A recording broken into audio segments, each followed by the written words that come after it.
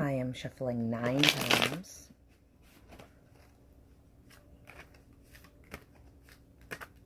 For our September tarot reading.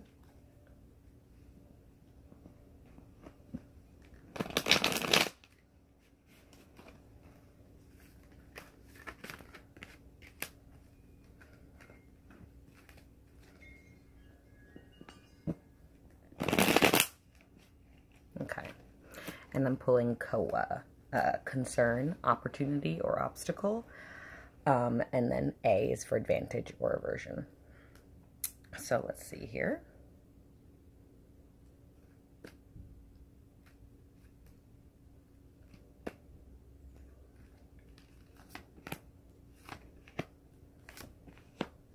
Okay. For our first card, we pull the Moon reversed. The Moon is a major arcana card. Major arcana cards have to do with the spiritual path, the life purpose. What am I doing here? What is it all about? And often have to do, are pulled when we have spiritual crisis or spiritual doubt. What do I mean by spiritual crisis or spiritual doubt? I mean peace of mind, peace of consciousness, contentment, presence, joyousness, tranquility, happiness to be here. Spiritual discontent would be depression, anxiety, worry, aggression, suicidal tendencies, etc. Or moral depravity as well. We have the Moon reversed. The Moon is symbolically pulled for one who is brooding and melancholy, one who longs for the past and has trouble accepting the present. In reverse, it says negative feelings, depression, moodiness, lack of warmth, and genuine feeling. It's lemon balm in my little tarot deck. So the Moon reversed. Our concern is a negative feelings, depression, moodiness, lack of warmth, and genuine feelings. So obviously there's a lot of spiritual discontent going on right now in the world. There's a lot of movements being made that are morally lacking in sensitivity. And there are a lot of decisions that people make on micro levels in their own life that have a real genuine lack of regard for their own well-being or for those around them who care for them, who are concerned for them, who they are accountable to or responsible for. And that could be someone who's above you like a boss, or depending on your family dynamic, an elder in the family.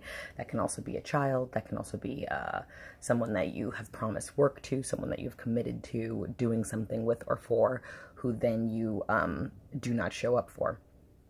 Also, it says lack of warmth and genuine feeling, moodiness, negative feelings. Basically, in alignment with my Gaia Matrix Oracle reading and my plant art card pulling that I do with Jen Early's cards, who I'll also provide a link for in this video, after this video.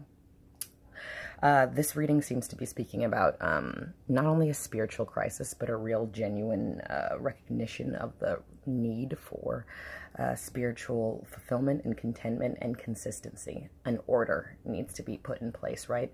There are so many people now who don't really know what to believe, what to trust, where this world is going, and whether we are, going backwards or forwards. But every time that we've pushed forward as a society into places where we have places, by places I mean times or environments, where we have more positive outlooks on life and more abundant and extensive and communal sentimentality, not in a tribal cliquey way, but in a like communal familial way.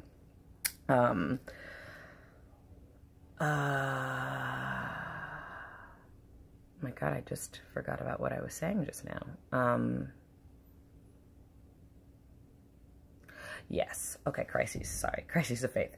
So we are now entering into a time, particularly where community is extremely important. And for those environments and those places that we live where it's very clear that community and a sense of relation and familiarity and faith and trust and live and let live is seemingly being eroded. There's even more of an emphasis and a need to feel like we're a part of a community. Not only that we're a part of a community, but we're a part of a community that accepts us, and that we are, there's a place in this life, in this world, where we are actually safe and where we can actually be protected and where we can actually be afforded rights to which we feel that other people are entitled, that we want to be entitled to ourselves. Obviously, that means the physical ones like water and shelter and heat and health, but also acceptance and appreciation and allowance to live as one wants to live. The moon to me says also there's a real need for this community, whether we live in America where DACA was just, we were just told that DACA is going to be rescinded, where a million other terrible things are going on, or whether you're in any one of the Koreas where there are really terrible things going on, or whether you're in the hurricane trajectory zone, and there's just a lot of turmoil going on right now. Fires, floods, like wars, obviously. I mean, wars have been going on, but like the threatening of new antagonistic relationships. And so it's good, it's both good and necessary to recognize that even though there's all these displays of a lack of regard and lack of appreciation for our community and for our diversity, that is a calling for even more emphasis in your personal life and your personal communities to really strengthen those bonds and provide emotional and spiritual shelter and sustenance to those people in your community. It's basically a time to be even more extensive, to not shut down simply because that is the example that is being shown to us in the bigger stages of the world, politics, media, that sort of thing. Lack of warmth and genuine feelings, negative feelings, depression, and moodiness. I think that's covered. That's a concern right now. Also, though, it's a caution to you to know that when these feelings arise in you, or when you feel like you're at the end of your rope, or there's no hope, or there's no point, or everything is going badly, that you need to extend yourself to your community and make sure that you surround yourself with people who remind you what you're doing and why you're here and the path that you're on. And if you're not surrounded by people who you feel you can do this with, this is an opportunity and a time to really step into your own, to be very transparent and open and fluid and expressive about who you are as a person, so that existence can begin to take out those elements and those environments and those people who no longer serve the person that you're becoming, so that you can make room for those people who really can hold for that person. I was saying in a reading to someone recently, like, if you only give 15% of yourself to people and you wonder why no one can accept 100% of you, it's because you're getting what you're giving.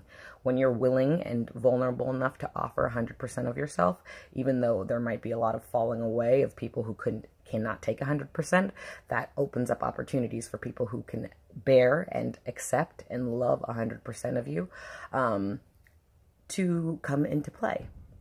But until that you actually reveal that individual, how can that individual ever be met? You are the one person accountable to deliver your personality to other people clearly. And if you're around people who don't accept that, that's also an indication that you need to change your community. Card number 2 is our obstacle or opportunity. We have the Two of Pentacles right side up. Pentacles is the suit of earth. It's a suit of foundation. It's a suit of finances. It's the suit of labor. It's also the suit of the body. The first environment that each of us has is our body. That's where our consciousness is rooted. And so it also has to do with our physical health. Two of Pentacles right side up says, letting go internally of things no longer needed allows for the rebuilding of genuine strength. So as I was saying, you will find, if you are moody, if you're depressed, if you feel that you're around people who lack genuine concern and feelings for you, that by letting those things go, you're going to be welcoming things that can actually equal and match that which you are trying to express and put out yourself. This is a bit of a no risk, no gain, of course, because we're talking about pentacles, we're talking about odds, we're talking about labor, we're talking about the work that we put in and the fruits of that labor that we receive. But what's also about letting go of versions of yourself that you've become attached to because of habit or because of necessity, right? There might be versions of you that have had to show up for particular unexpected situations or particular situations that you manifested in your life, whether intentionally or not. And so sometimes we, in order to survive, we've become people that are not exactly sustainable for the greater opportunities that we're looking for and wanting to make manifest in our environment and in our world. If none of us are willing to shed the skins of the people who are vindictive and jealous and hurtful and inconsiderate and unconcerned and unconnected, then how are we ever going to live in an existence where people aren't that way? If none of us are willing to step into more elevated, more conscious, more connected, more accountable versions of ourselves, then we are dooming ourselves and abandoning ourselves to a world where people are allowed to be unaccountable and are allowed to be miserable. So it's really about also getting what you give. The more that you give of yourself, which doesn't mean necessarily of your time, of your energy, but of your sincerity, your truth, your own accountability and reflection of self, the more that you're willing to acknowledge who that person is and let that person be seen in the world, the more that person is going to be embraced. But certainly if that person is never seen, how is anyone going to know that that person is, you know, attractive or acceptable or loved or interesting to them, because they've never seen the likes of it before. So we need to start putting out images into the world, reflections into the world, portrayals into the world, actions into the world, thoughts into the world that really reflect our higher aspirations of what we wish to achieve from ourselves and what we wish to achieve with other people. And in doing that, we will find ourselves arriving closer and closer into a world where those manifestations, those aspirations can really and truly exist.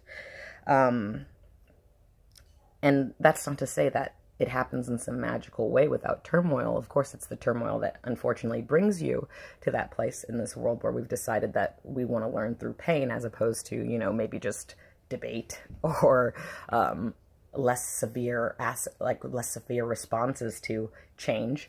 But the strength that you gain, the people that you gain when you give 100% or reveal 100% of what's going on for you, that then you can have those people around you hold you accountable and reflect back to you what you need. There might be one person, there might be 5 people, there might be 500 people, when before there were 5,000, but at least those 500 people are genuinely interested in the person that you are, not only presentationally, but aspirationally, internally, and by nature.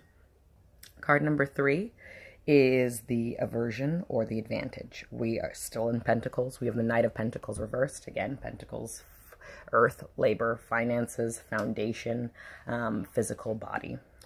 Knight of Pentacles reversed says, aimless and worthless pursuits with no gain in sight, squandering money, spendthrift, placidity, stagnation, inertia.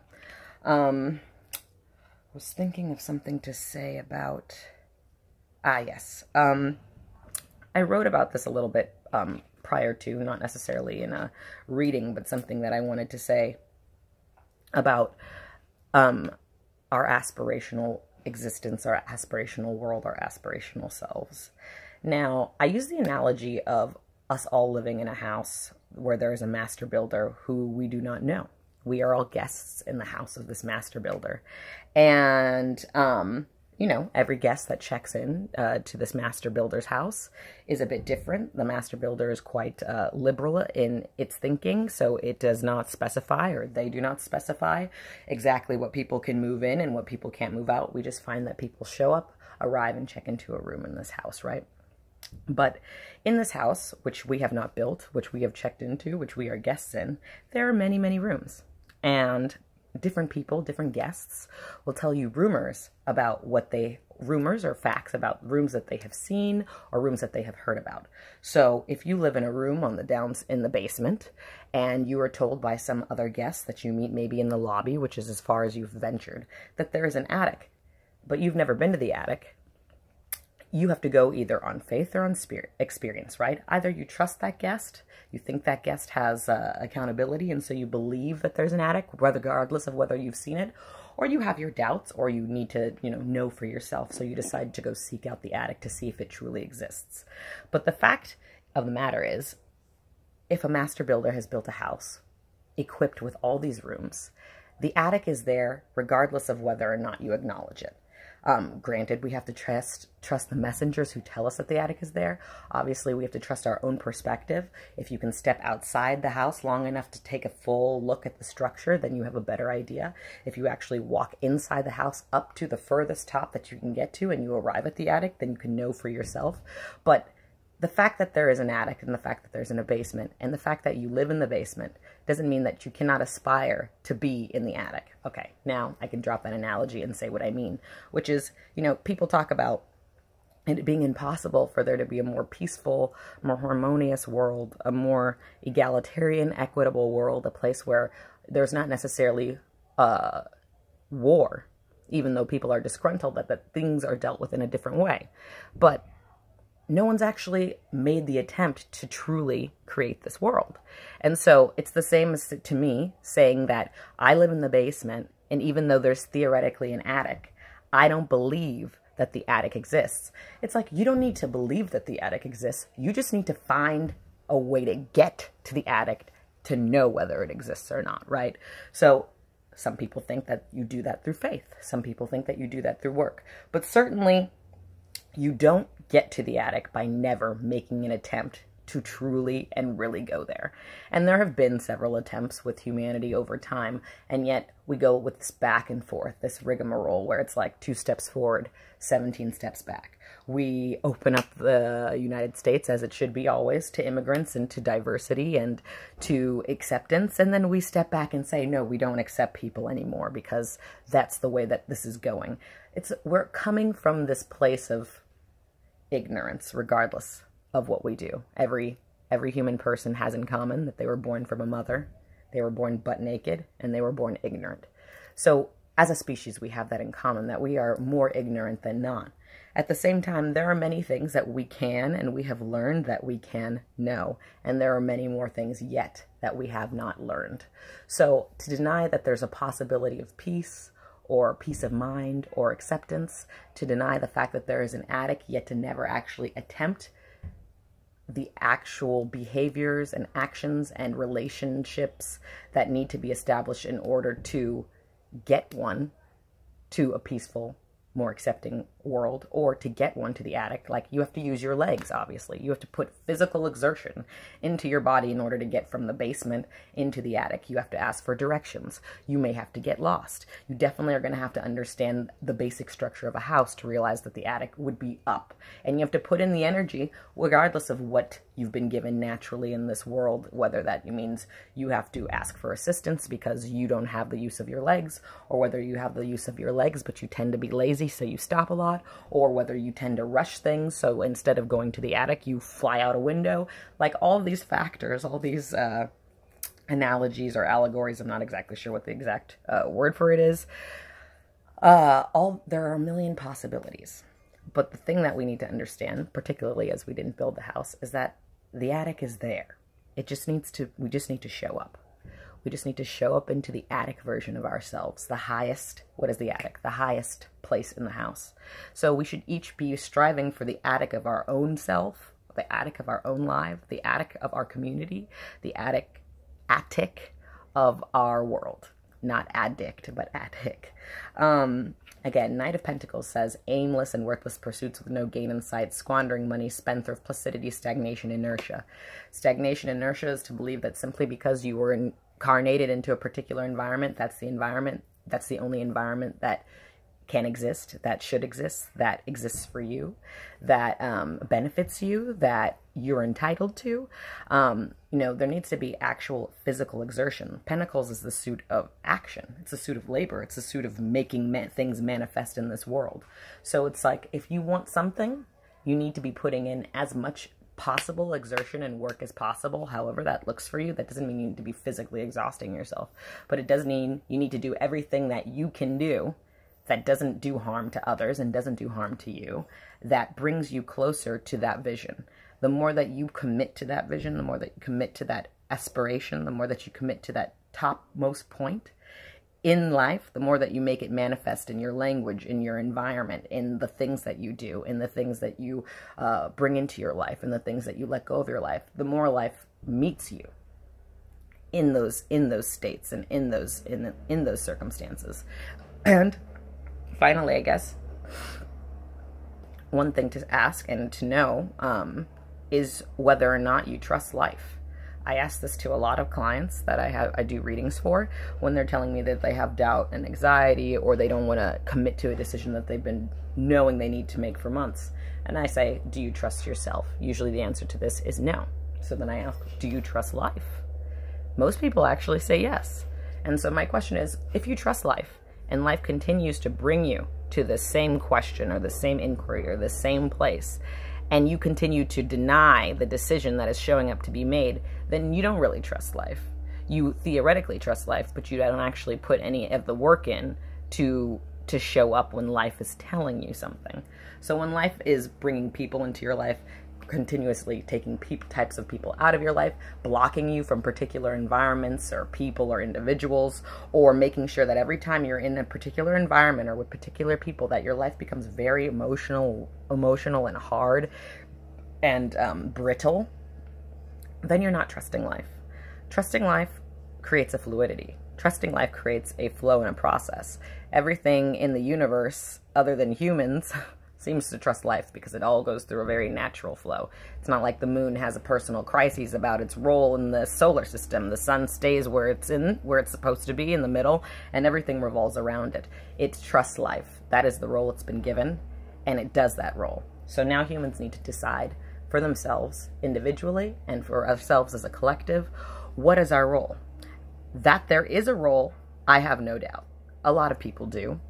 A lot of people doubt that there's any order in the universe, but you have to remember that the solar system, the planets, they're not shooting around like pool balls on a table. There is an order here. There is definitely a modus operandi. There is a method and a manner of which things take place, and we are part of that. And so we need to find out what our particular jobs are in the place that we are. And we need to actually acknowledge the place that we are in order to do that. So first things first, do that in your own life. Do that with yourself. And then slowly but surely, as that accountability shows up in each individual in the world, it will show up in the world entirely as a reflection of person off person off person that then creates community of reflection and accountability. That is my reading for September, a little tarot reading. I forgot to turn up these other cards. Yellow burdock for the middle. Sorry, yellow dock. And then for the last one, we have El Campane. And that's the Knight of Pentacles reversed. Of course, I'll have a little photo to accompany this. And thanks for joining me. I hope this reading was helpful and that you have a very accountable, communal, and elevating September. Thanks. Bye.